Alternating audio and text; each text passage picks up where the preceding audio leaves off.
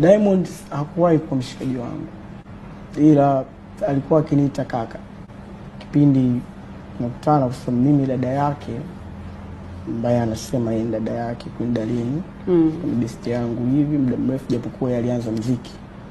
Kwa aliweza kunikutanisha naye, kukutana naye siku moja, niliona naye kusalimia vizuri. Na vile vile naweza kusema kwamba mimi ndo nilitoa ruhusa ya Diamond akaweza akarekodiwa pale kwa Bob, kwa sababu mimi na Bob tulikuwa tuna kabineti yetu pale.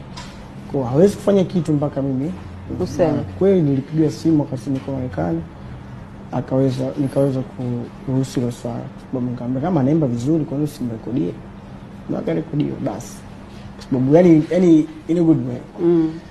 Na pili la kwanza, so honestly yani care kabisa na